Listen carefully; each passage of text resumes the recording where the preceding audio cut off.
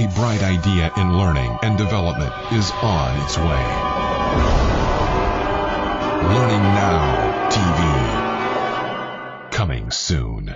And a very good morning, good evening, or good afternoon to you, wherever you're watching in the world today. Welcome to Learning Now TV.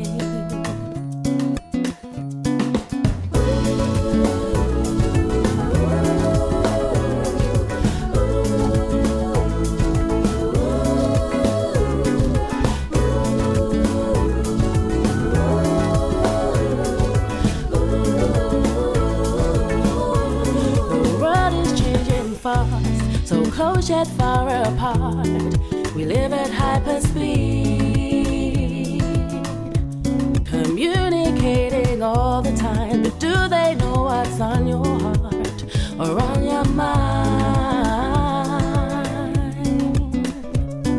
Another Friday night spent online, it's really taking up all your time. Get out, go see, be free, or are you just too busy to give yourself to me? I'll give myself to you. Let's share share your life with me. I'll share my life with you. That's just what we should do. Give yourself to me. Give myself to you. Give yourself to me. I give myself to you. I know just where you are, know where you're going to be, but I don't know how you feel. Your Facebook profile says you're single once again, but where are you now that I'm in need? Another Friday night spent online, it's really taking up all your time.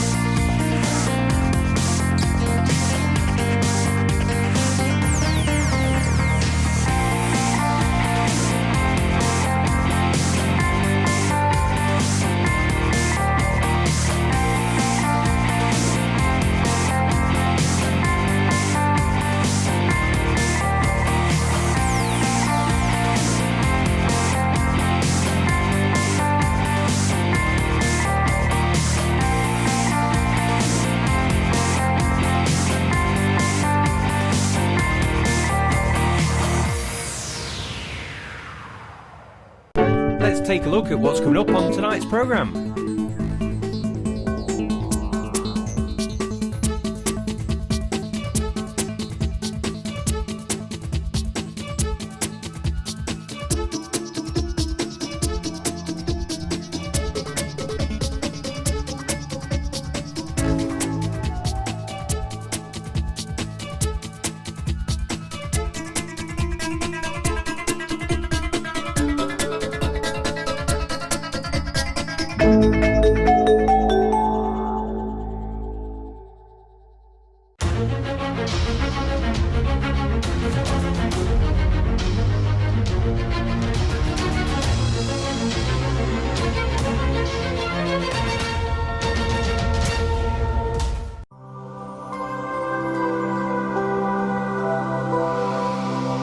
It's now time for this month's broadcast of Learning Now TV.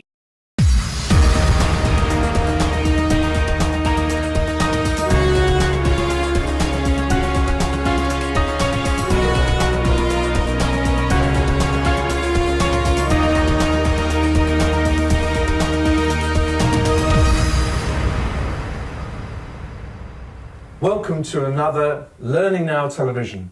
It's going to be a really packed month, and I hope you stay with us right to the end. So what have we got this month? Yes, indeed. We've got three excellent topics. We've got Miles Runham, who will be talking to us about digital learning. We have got James Barton with his award-winning case study from the Royal Mail on VR. And then we've got Martin Cousins, who continues on with his research, and this particular topic will be the Deloitte Human Capital Research for 2019. Enjoy the show.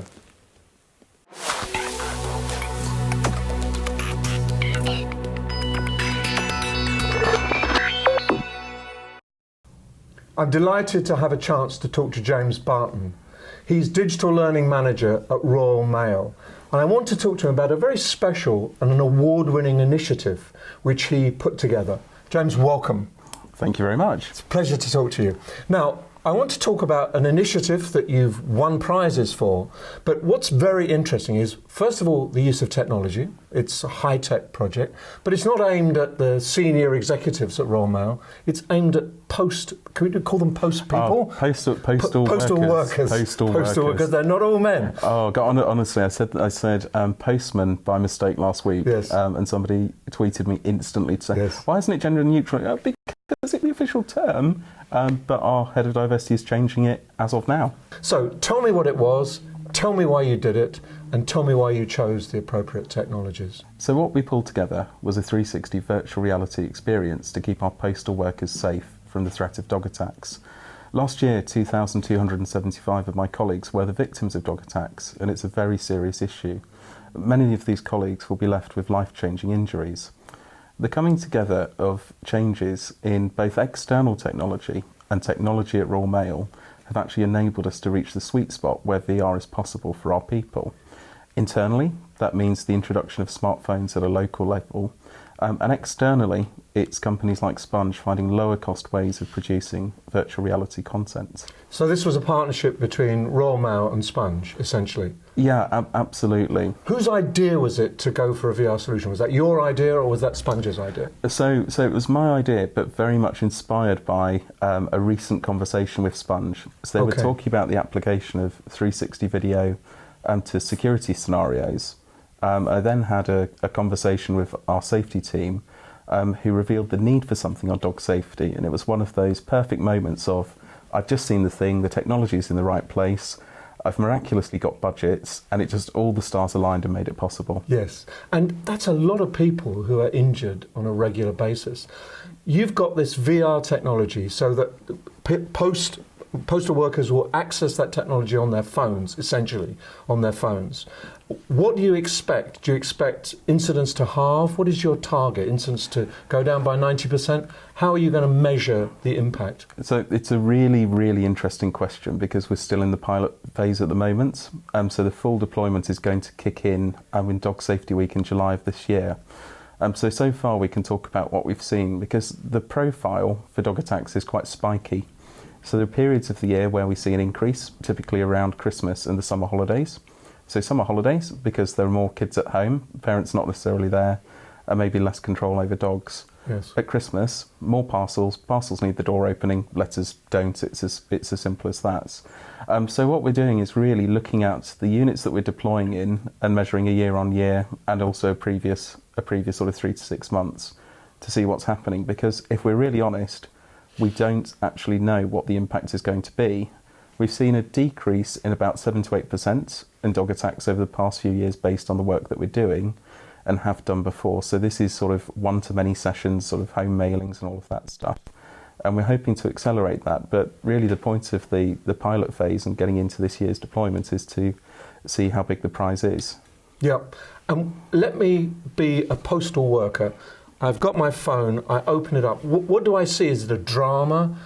How do I learn from that material that you've created? Yeah, so when you open it up, you're taken first of all into a screen that shows you how it works because it's unfamiliar for many of our people. Yes. And after that, you're straight into your manager's office.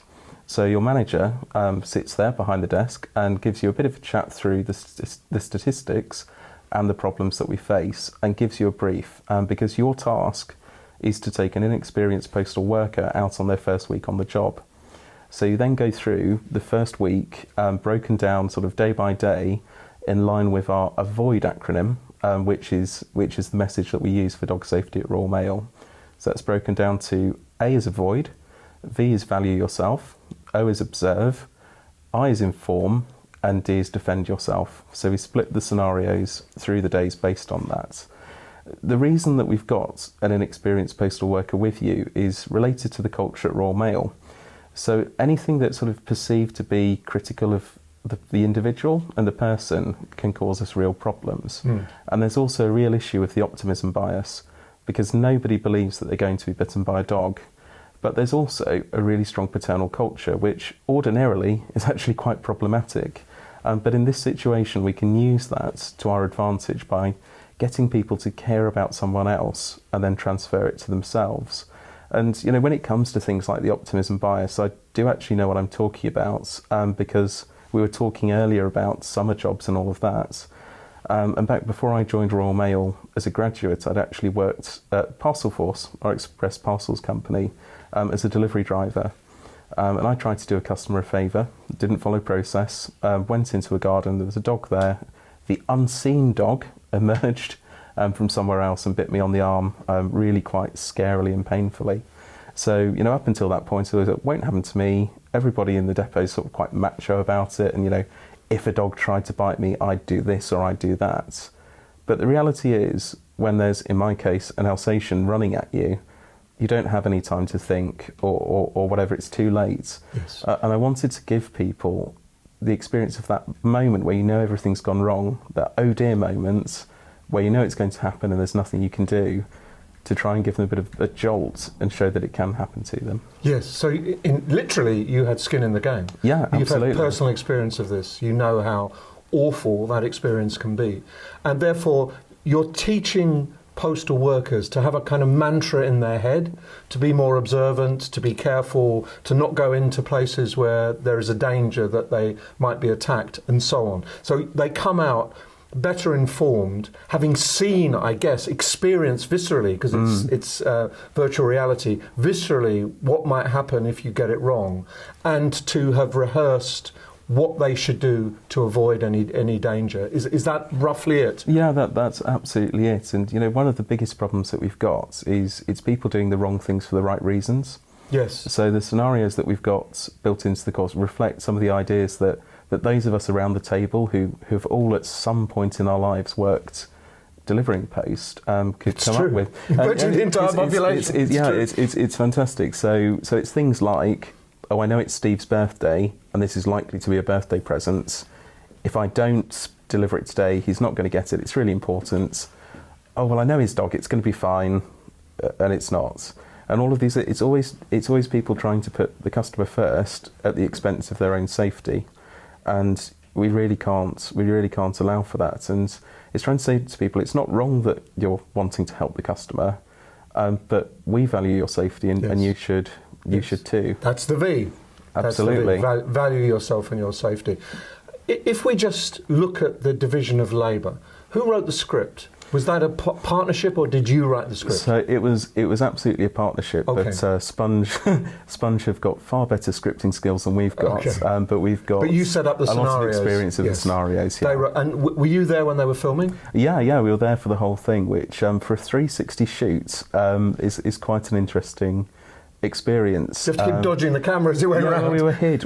Oh God, it's awful. You know, this is only possible thanks to a very kind colleague at Sponge who spoke to all of her neighbours and effectively shut off her street for 2 days. Wow. And the project manager said to her, don't worry, we just need to use your garden, there'll be no disruption. And by the time I got there at 8 o'clock in the morning, you know, all the cameras are in the house and there's chaos everywhere. So we were all perched in her living room behind a blind with dogs everywhere, and it was utterly chaotic. But what came out of it was absolutely fantastic. You're really happy with what came out, and it's beginning to gain traction in Royal Mail. Yeah, I was telling you before we started filming that I was on the underground, and 3 people sitting opposite me. One was clearly discussing the experience of the video, of the 360 video, and saying how scared he was by the dog and how viscerally he'd enjoyed the program. So he'd learned something, and I think been motivated enough to tell 2 of his colleagues. So clearly that's just very anecdotal, but evidence that it's having an impact in Royal Mail. Absolutely. I mean, one of the measures, and it's and I sort of say this with mixed emotions really, but of the original pilot audience, we had one piece of feedback from a postal worker who'd previously been the victim of a dog attack, who actually had to stop the experience and leave it because it was too close. It was too close and taking her right back. Yes. So in terms of the effectiveness of the emotions, fantastic. But I am quite sorry that the lady in question had to revisit that. Yes, but it shows that it's effective. Absolutely. Comparison to the VR to sitting in a classroom and going through a health and safety talk or whatever, it's absolutely an amazing way to learn. I lighten you to the best way possible to prevent you getting attacked by a dog. Wherever you move your head, it's like you're actually there. So if you focused your aim for a couple of seconds on that question or on that answer, that would then select you for that question or that answer. And I would recommend it not just to Royal Mail, but to any other company that was willing to bring in new technology like this. And I hope that this is the first of a number of initiatives, that if you can go right to the top, you start with VR and you have impact. I hope that will give you credibility within the post office so that more money will be forthcoming to do more exciting work with postal workers, not just with top executives. This is the thing for me, is that it's one of those things. VR is very exciting, and there's obviously the practical value of this solution being effective, but the impact it's had on our senior leadership in terms of jumping the conversation forward 5 years has meant that aside from the actual benefits back to the business in terms of safety, as learning people in terms of being able to be effective and get stuff done, we've now got our internal customers kind of challenging us and saying, well, it's the downside, isn't it? Because everybody says, why don't we do virtual reality for everything? Well, the equipment's over there, so you can actually just practice using it right. It's a bit different. You need the right kinds of situations for it to be worthwhile. But it's really moved forward what everybody's been thinking about. So that's very exciting for me. And we've got some other examples for Frontline where we've actually had success with technology that hasn't worked with senior leaders. So in terms of the social learning collaboration space, all of the people behind the desks where you pick up your parcels are now connected through a social learning platform. Because they've got poor network connectivity, most of them don't have logins, and their managers don't really understand their jobs because they're one worker in a unit of maybe 100 people. Everybody else is doing exactly the same thing and they're not. But we tried that with some of our senior leaders, couldn't get any traction, then took it straight out to Frontline and saw incredible results. Absolutely. So let's just go through your kind of tips coming from this discussion. First is find a good partner. Secondly, have the courage to follow things through. Don't just say, oh, I'll never get that through. And thirdly, make sure that it's something that's important and makes a difference to frontline workers' lives. And then they'll buy in, then they'll use it, and they'll benefit from it too. Yeah, absolutely. I mean, at various stages of this project, it would have been really easy to just say we can't do it. So there is very little technology available to frontline people. But we use that as an opportunity rather than a limitation, because for our managers, if we're deploying something to them, because they've all got standard kit, we kind of have to develop it for that kit. It's the expectation. It's hard to break out of that. But because there isn't anything for frontline, we could kind of leapfrog all of that and go straight into the smartphone, straight into the 10 quid plastic VR headset. Right in their pocket. And it's the scalability that's the thing. Again, absolutely, if we were doing something like Oculus, we'd never be able to do that at scale. But, sending out these 10 quid headsets to our safety business partners and saying, right, it's your patch, deploy it in the order that's prioritised according to your data and your understanding of the culture, has blended together the best of a regional sort of face-to-face physical presence and digital as well. Yes, excellent. James, it's been a pleasure talking to you. The very best of luck, and I hope this will be the first of a number of initiatives going forward. Thanks very much. Thank you.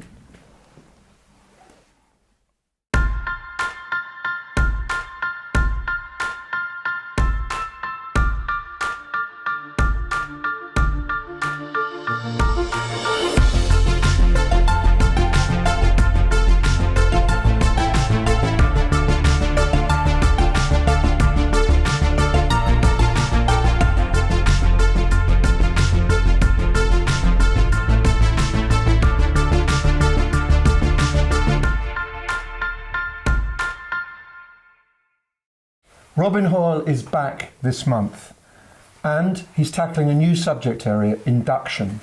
And as usual, Robin has a very, very strong opinions about it.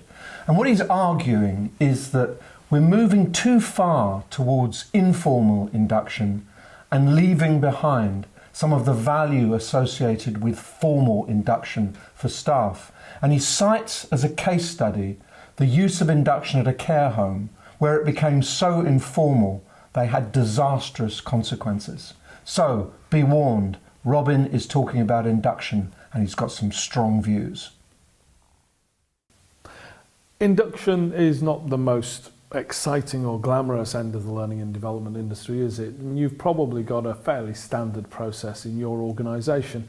Maybe people would use some e-learning materials, maybe some courses, particularly around compliance, regulation, legislation, etc. And then most of the induction period will be based on a mentoring or buddy system. Perhaps the team leader will spend some more time. Maybe there'll be regular reviews with somebody from HR. And at some point you'd be signed off as having passed your probation and then you're a fully fledged employee. I wonder if that changes in organisations which have some statutory responsibilities, or maybe where you've got high staff turnover or people working shift work very often unsupervised and on their own. I wonder how induction is critical to those individuals being able to fulfil that role properly.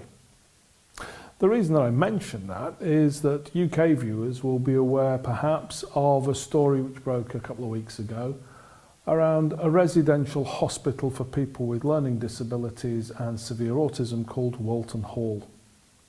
And an undercover programme had been in there filming secretly and identified what some of the experts in that BBC Panorama show actually described as torture. Torture by the staff of people with severe learning disabilities and autism. Some of the most vulnerable people in our society were being taunted, mocked, abused, strained unnecessarily, and every time they displayed challenging behaviour, they were met with a response which meant they were more likely to challenge, and so the sanctions were raised and raised and raised. The home is now closed in the light of the expose, and it seems to be one of those unfortunate events which is an isolated incident, and we go, that's dreadful, what unusual people they are. Except that it's not an isolated event. In 2010, Winterbourne View had exactly the same experience. BBC Panorama, undercover filming, and an expose of criminal abuse of people with learning disabilities. 11 staff were prosecuted after that, and 6 of them went to jail. And as you might imagine, there was a lot of hand-wringing and a great focus on workforce development, as this is somewhere we've got to get this better, we've got to improve at this if we're going to avoid another Winterbourne View.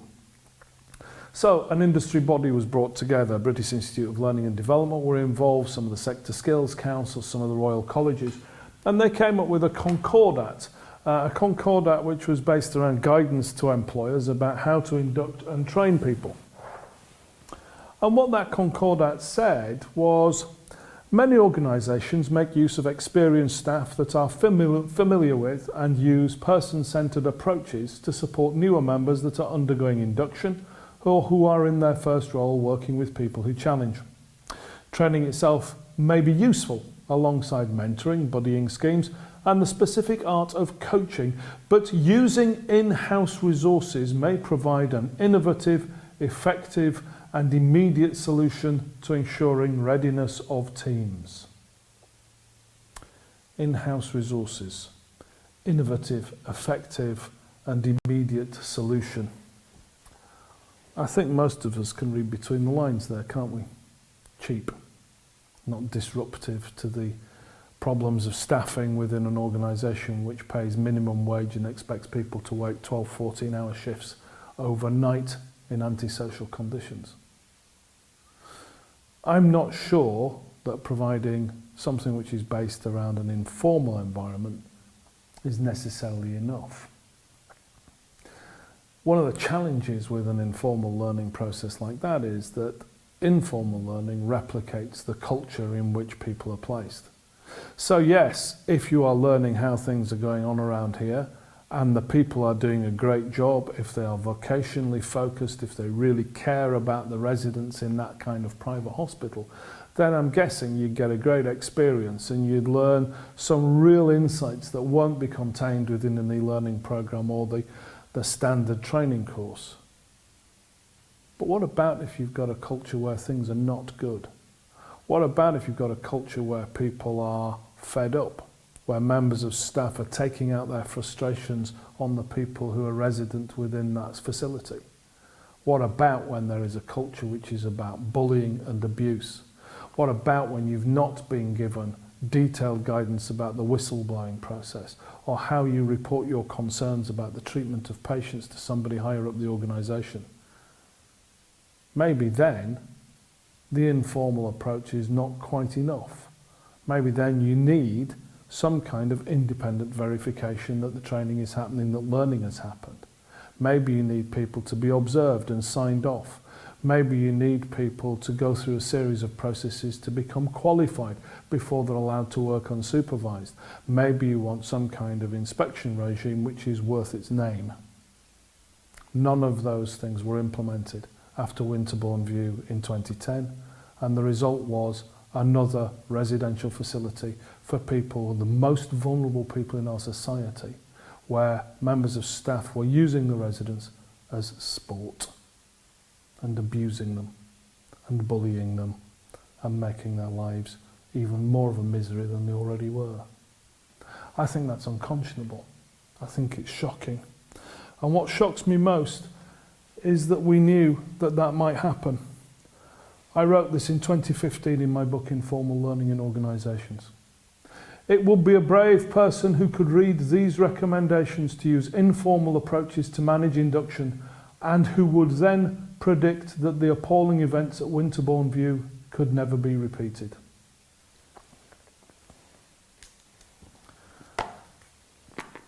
They were repeated.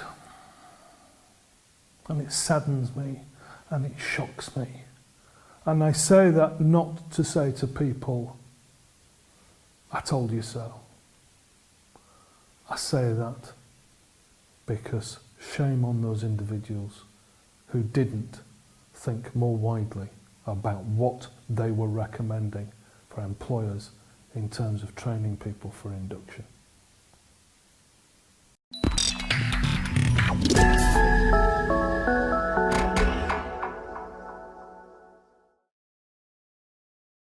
In the L&D world, we all know our biggest challenge is knowledge fade and demonstrating ROI from our training interventions. At Elephants Don't Forget, we use artificial intelligence to guarantee that what you train your employees, they learn and retain. If you are looking to transform the impact your training content has in your business, improve the ROI, and perhaps help employees learn and retain even the dull regulatory material, drop me a line at nelly@elephantsdon'tforget.com. So we've got a first timer in the studio, and one person I'm very excited to speak to. Miles, I've been following him for a number of years. I remember going to a conference at the World of Learning where he introduced himself as an imposter. But make no mistake, Miles is really providing quite a healthy narrative in the learning space. So Miles, welcome to the studio. Thank you. And for those that don't know you, tell us a little bit about your background, because it's not a conventional L&D background. No, that's true. So I guess in that case I might still class myself as an imposter, but we'll see. So I came into the learning and development world, I think probably maybe 7 years ago, something like that. I became the head of digital at the BBC Academy, which was my first role in the world of learning and development, capital L, capital D. Prior to that, I worked in the BBC as the head of interactive learning, which is a grandiose title. The BBC does grandiose titles very well, which was in the education service. So that was running things like Bite Size, sort of, schools and teachers and parents education. So I had sort of some sense of learning, I guess, in that respect, and running online services, running broadcast services. And then prior to that, I worked at Ask Jeeves, So I spent 7 years at Ask Jeeves. I remember that. Yeah, it's interesting actually. Yeah. Lots of people remember Jeeves, even people who are younger than I thought should do, such as yourself. They remember Jeeves quite well. So I spent a number of different roles at Ask. I left as the MD of the European business, and I had roles in research, in business development, strategy. I worked on some of the international development and launches into Europe, etc. So I had a great 7 years doing so many different things in different ways in the classic kind of digital startup environment. I spent some time before that as a management consultant, for which I apologise. I've done it. I've done it. Some of the best people have. And that was interesting because I think I did a lot of research work then, back in the days of the information superhighway, as we were calling it then. And it's interesting to reflect back then to some of the things, the changes that we were expecting to see, some of the things that have happened, some of the things that haven't. So I don't have a traditional thorough learning and development background, but I guess I've been in and around digital for a very long time. Yeah. I think from my perspective, it's precisely that why you are such an authority in my eyes. Okay. You are a go-to source, and I think you bring an element of real talk with the subject of digital, which we're going to come on. So, as someone who's been in this space, both in terms of working in-house and working with a consultancy like you, it seems that people have got the wrong gist of what digital is there to do. So I'm going to ask you what your opinion is of that. But as a collective, what I see people think is that if you implement an LMS, then that constitutes digital. I'm just going to sit in that space there, but I'm going to ask you what your opinion is, because you're clearly someone who's worked in this space and knows it from back office and front office, if you like. Yeah, okay. I think the L&D suffers from an equation of digital with technology, and then with technology with systems. I think that's the real challenge, and I think a lot of the industry focuses on systems implementation, procurement of systems, integration of systems as a substitute for what digital change can mean. And I think that's a real challenge, because I think it's a challenge in a few ways. One of the things is that it's not really what digital means. Digital is much more about human use of tools and technology. It's about connection, communication. It's about us solving our problems with the tools that we have control over as people. That's kind of the heart of what digital means, yeah. And I think so if you don't do that, then actually you're kind of chasing a bit of a false promise. I think one of the other challenges for the systems-led thinking is actually that can solidify existing practice in the actual architecture of the systems, in how the systems work, and that actually makes it harder to change.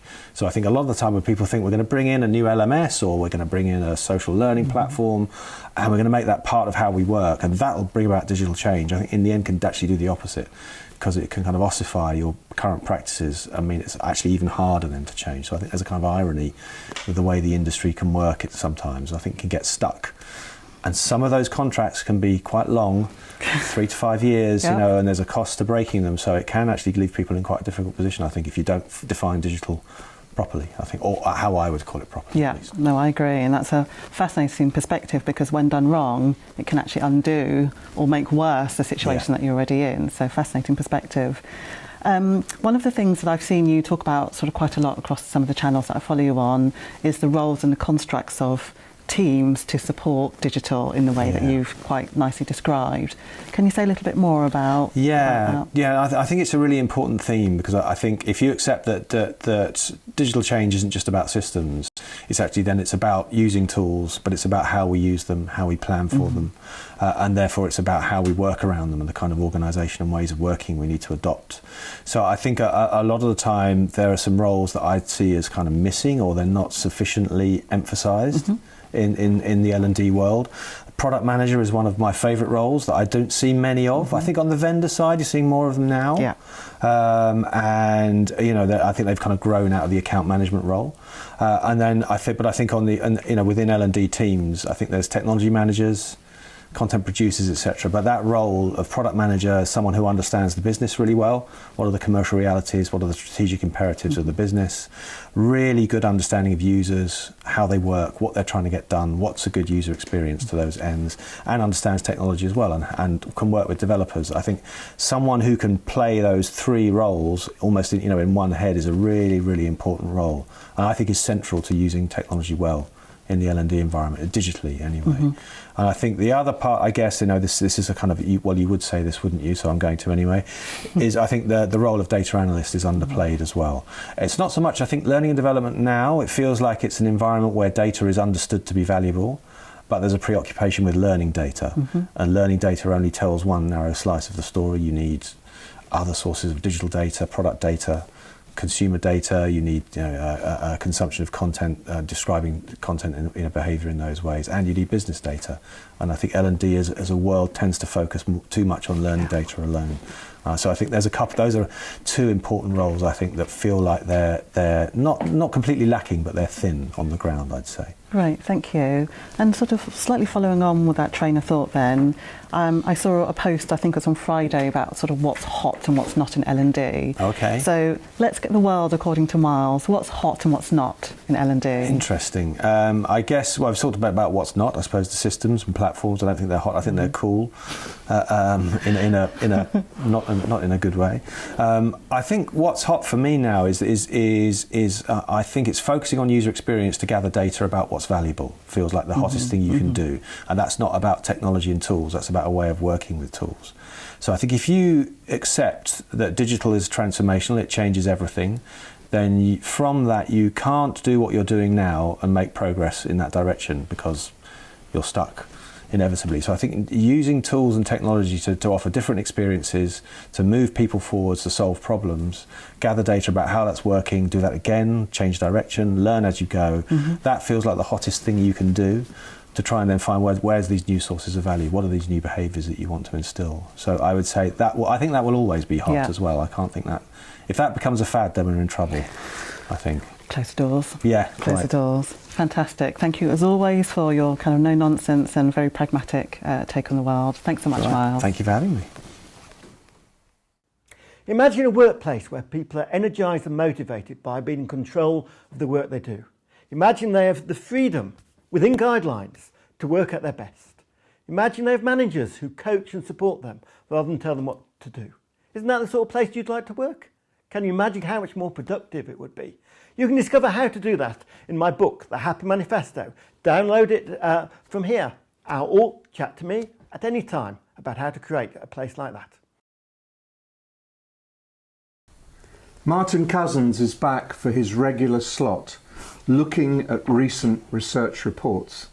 And today we're looking at one we looked at before, but this is the 2019 version of the Deloitte Human Capital Trends Report. So Martin, what's interesting in it this year? Well, Nigel, it's a big report. So we come back we come back to it annually, but there's nearly 10,000 senior business and HR and L&D executives who are asked for their thoughts on where the business is going and how it's working. So it's cut into regional reports. So I've pulled out a few bits from the UK report. So sorry, viewers, if you're not in the UK. However, I would urge you to go and look at this because there's plenty for everyone, wherever you are in the world. I think that would be our bottom line, is go read it. Yeah, I think so. Because it's really fascinating. Yeah. So in the UK, the top 3 trends this year are the employee experience, learning and leadership. Probably not that surprising for viewers, but there again, I think it talks to the fact there's a trend, and the importance here is for learning and employee experience to be top of the tree when it comes to the top 10 human capital trends for the year. Yes, I think speaks volumes about the importance of this. Yes. So that they define employee experience as a positive work environment and meaningful work. Yeah. And what is it saying about employee experience then?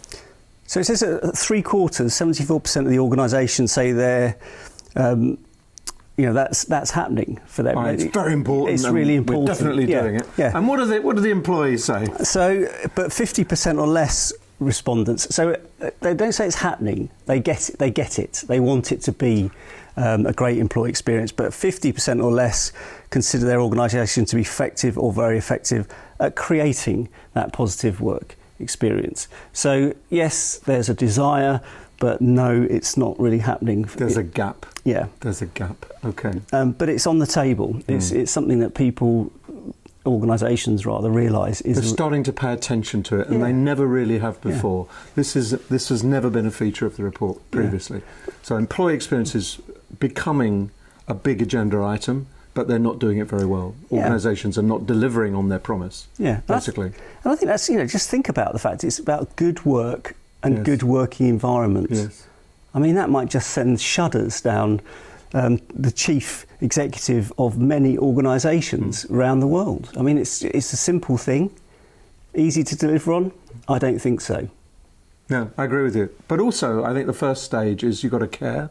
And I think this is an indicator that chief executives who haven't even thought about it are beginning to worry. And they're worrying not because of their warm, big and generous heart, but because they're losing staff, they're losing productivity and they're losing customers. Yeah. It's actually makes a good business sense, as well as makes life better for their employees. Okay, what about learning? What is it saying about learning?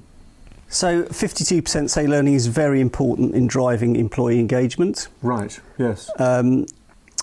But 44% rate their company's learning culture as fair or inadequate. Right. So we've got this thing about, the importance of learning, but actually it's not really being delivered on. And so it's really heartening for learning and development teams and HR teams that learning is such an important... Or perceived as being really important and a key component of employee engagement. But they've got to step up because there's a gap. There's a gap, again, between the expectations of companies and the reality of working in those organisations. And I think alarmingly, 28% rated themselves as effective or very effective at developing the required skills. Now, one could argue that might be one of the main reasons L&D exists in an organisation. You could argue that. But it's failing. But it's failing from the customer end or their customer end. They're the people they're serving are saying it's not working.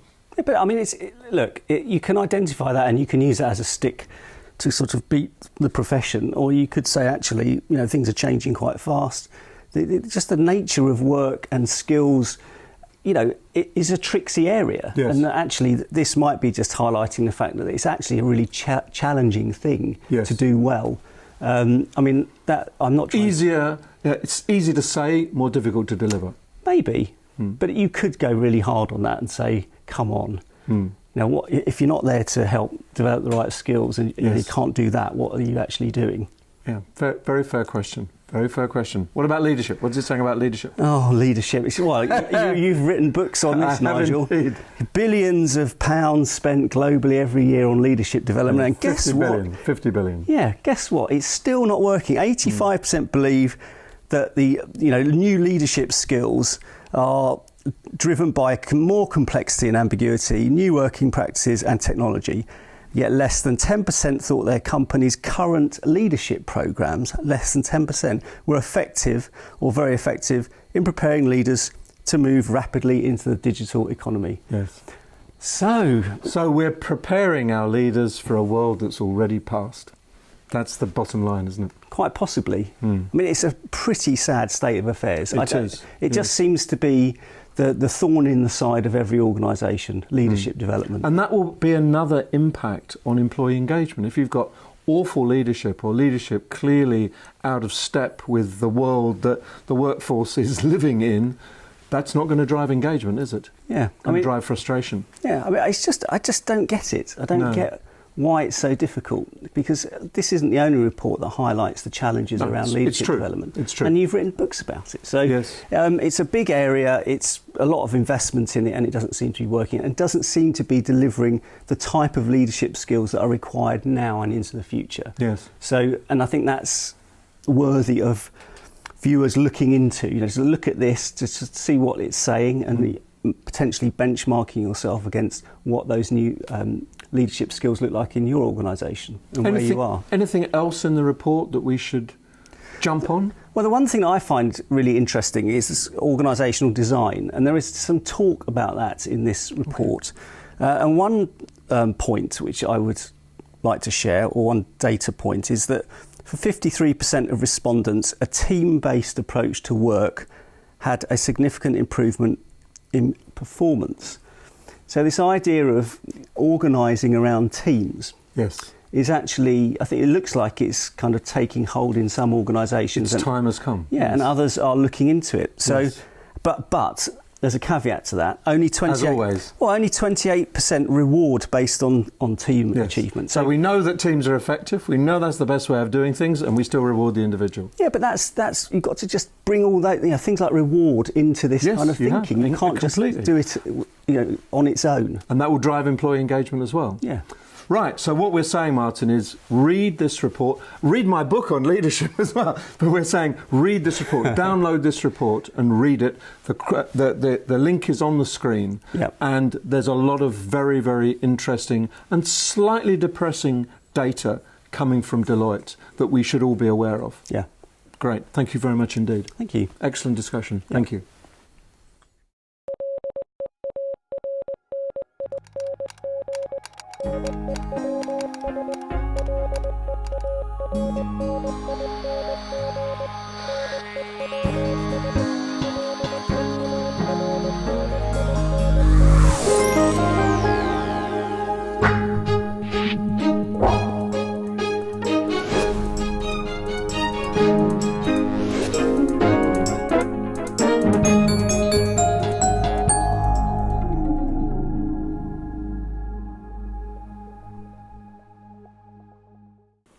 In this episode, we have Ewan Semple, who talks about a very topical subject, the role of emerging technologies and the call to action that learning and development teams have. Lean in and really seize the opportunities for their respective organisations. Hi there. I thought this time I'd talk a bit about some of the bigger challenges that are facing us in terms of technology, and particularly in the workplace, but also how these relate to challenges for learning and development, but also opportunities for learning and development. The first trigger for these thoughts was being in Australia working with a group called Jobs Australia, and their role is to help coordinate support for people currently out of work and seeking further employment.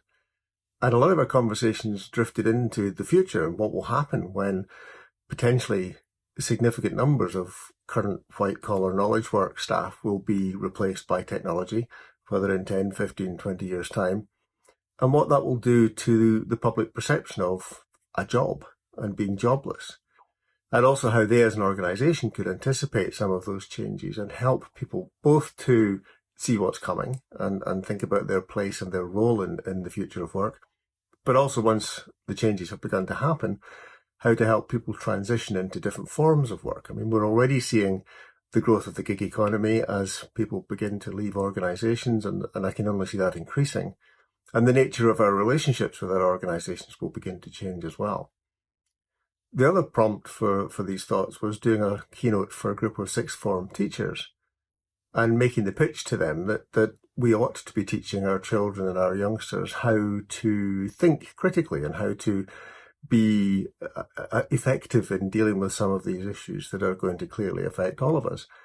And, I've always worried that we went in schools from teaching kids how to do PowerPoint to how to do coding. And I worried for two reasons. Firstly, that I think coding is increasingly being done by the machines themselves.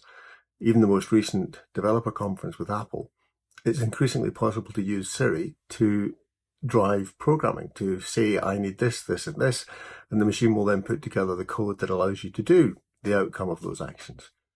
And so not only are there less needs for actual hard coding in the future, but also we missed out the bit in the middle about the productive, effective, responsible use of technology, which I think we should be teaching kids.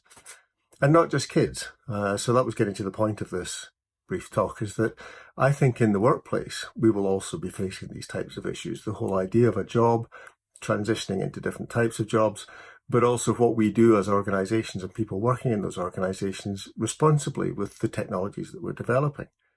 So, for instance, there was this week a story about Amazon and the fact that they primarily see themselves as a technology company, not necessarily about distribution principally. And many of you, I'm sure, will know about Amazon Web Services, which actually is the basis for much of the internet. In fact, they had an outage last year sometime, which pretty much brought the internet to its knees, and it made us all realise just how core Amazon was to the experience we have online. And they're now talking about moving their functionality into artificial intelligence and robotics and things like facial recognition. And the chief technology officer was very robust, basically, in saying that it's not up to them as technologists to decide what is appropriate use of their tools. That's up to society. They develop, they work out how to do things, and then it's up to us to work out what we do with it. But already, there are places like San Francisco, I believe, have banned facial recognition systems because of all the moral and ethical issues that come off the back of having that kind of capacity. So I think that within organizations, people within Amazon, people within Microsoft, within Apple, within whichever organization you're working for, are needing to get their heads around these issues, needing to understand the fast pace of technology and the issues that it's raising. And I think be given the tools, both individually and collectively, to respond to those challenges. So I think this is, as I say, a real opportunity for people involved in learning and development to, firstly, themselves get across those issues, grasp the sometimes difficult challenge of understanding what's happening, why it's happening, what the consequences are, being able to then express that in ways that people understand and can relate to. And in fact, this is the basis of most of my work, is grasping the nettle and thinking about what technology means, and then helping other people catch up, basically, and make their own decisions about what we do with that technology. So I think there's a huge opportunity for learning and development teams and individuals to get up to speed, understand what's going on, and then help those around them to be able to deal with what's heading our way. Studies have shown that learning programs are now crucial weapons in the fight to attract and retain talent. Working closely with modern learning organizations across the globe, we have developed Learning Programs of Excellence, a prestigious award recognizing exceptional, state-of-the-art learning programs. If you're a learning department or function, LPE will help you attract new talent. You'll boost your appeal as an employer by showcasing the caliber of your learning programs and development opportunities within your organization. If you're a provider of learning, LPE gives you an absolute guarantee that your learning programs are capable of creating a lasting positive effect on performance and business outcomes. Get in touch with the Learning and Performance Institute now and begin your Learning Program of Excellence journey. I was very fortunate to be able to catch up with Kathy Moore as she moves virtually and sometimes physically between Madrid, the USA, and even Thailand. Kathy, welcome. And my first question to you, how would you describe what you do? I help learning and development departments solve performance problems. I have a model that they can use to analyze the problem, decide what is really causing the issue, and if training is part of the solution, and what additional solutions are required.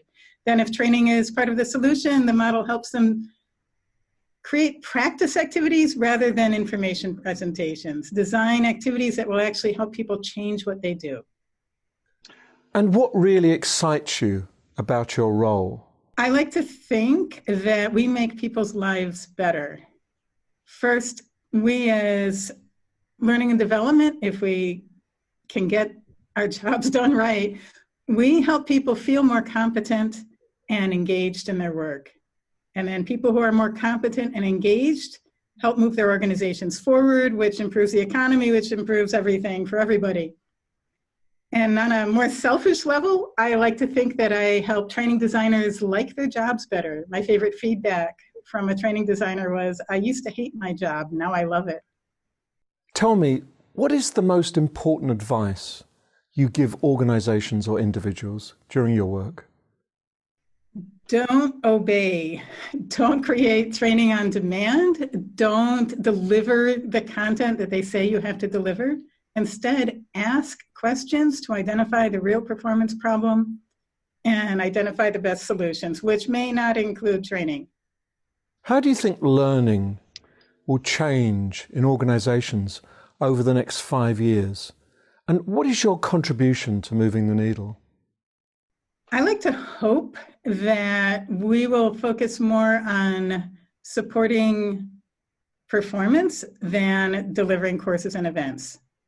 That what the solutions that we identify will be more embedded in the job and not these tick mark events or courses that people have to sit through. You talk about saving the world from boring training. Can you explain to me what is boring training and what is the antidote to that?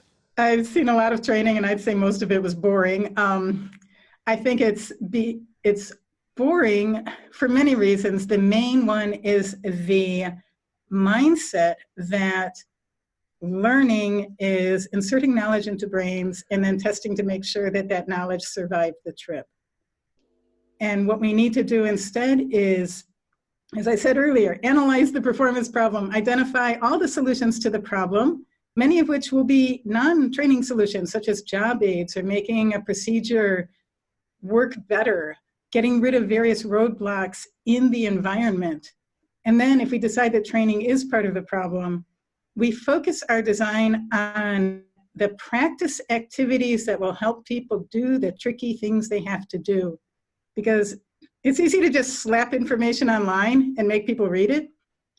It's harder to identify how can we help people practice the tricky things. And that's what my model is designed to do. It's called action mapping, because we're focused very much on identifying actions and designing practice activities that help people practice the trickier actions. Where do you think you have most influence?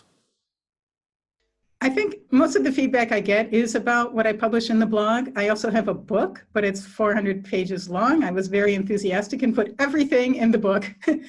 But I think most of my influence is online. I sometimes deliver online courses in training design, and right now I'm developing an online toolkit, or a series of toolkits. So I really love the internet.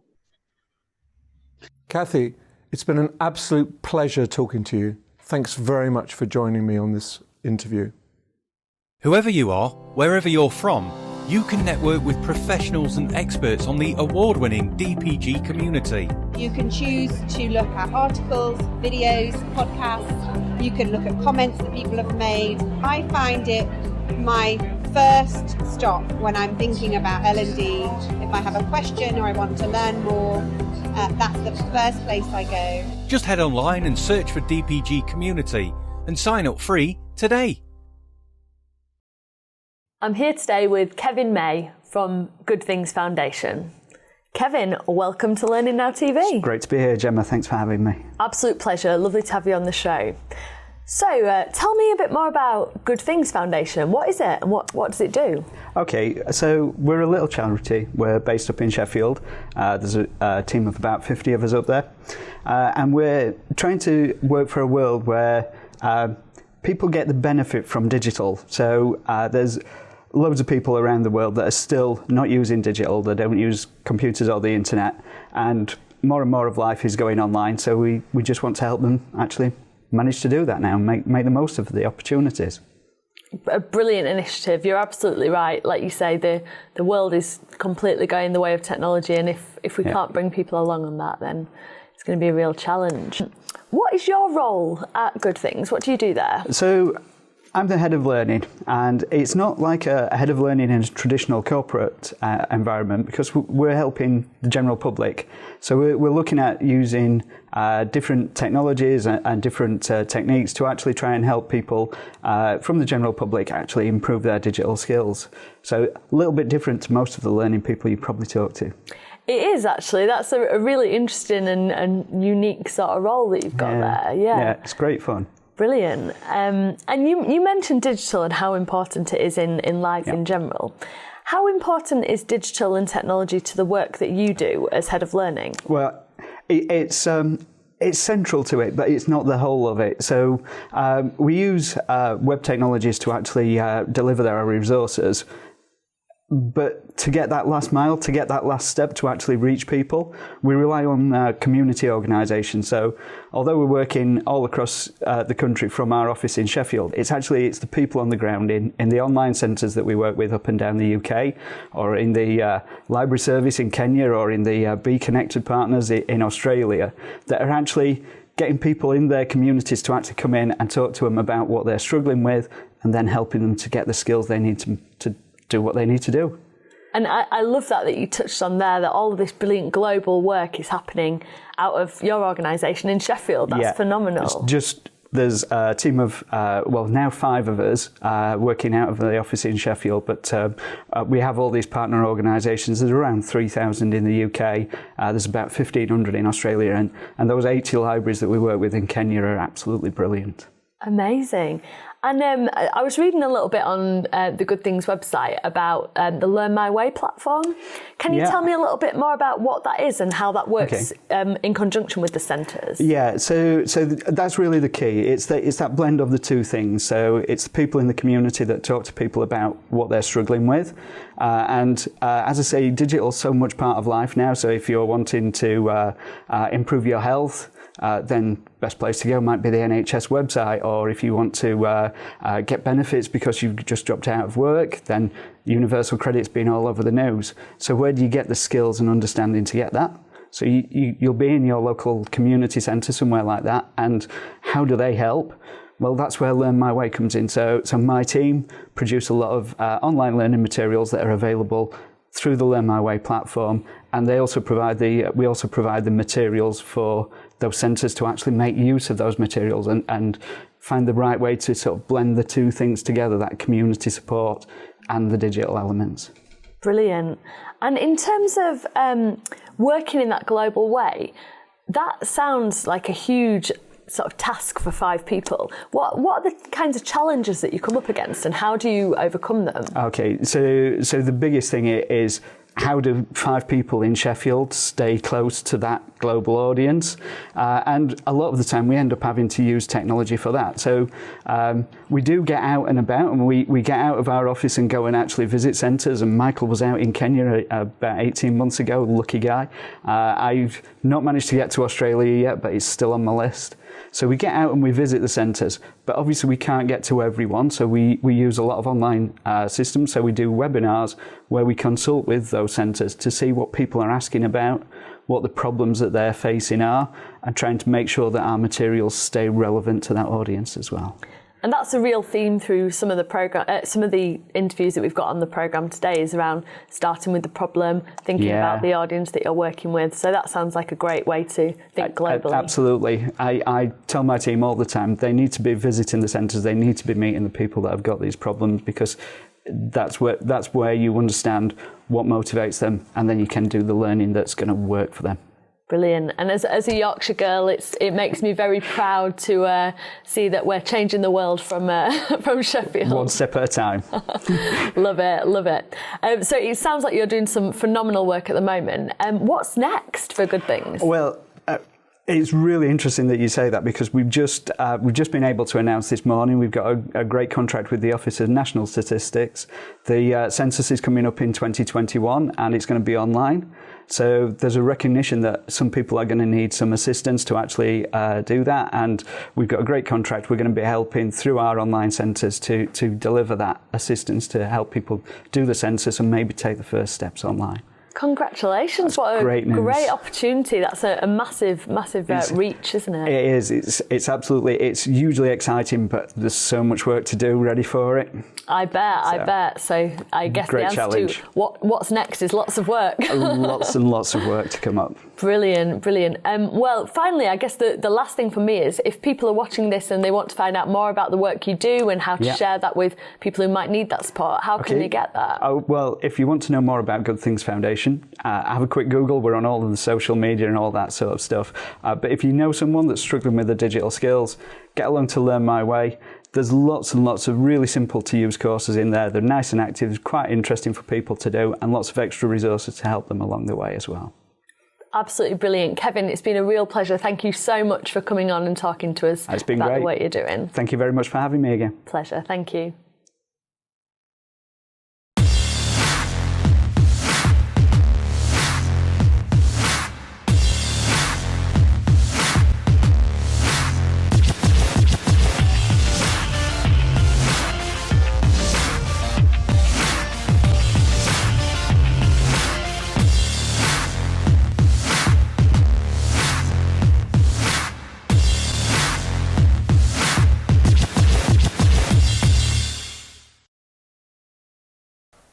Sadly, we've run out of time. Hopefully you enjoyed it as much as we did. Nigel, tell us what's coming up in the next couple of months. Well, three big things. The first is a Women in Learning conference in early July, organised by Ashley Sinclair. Then we've got the famous Learning Technologies Summer Forum in Excel later on in the month. And then early September, the LPI's Learning Live conference. See you soon.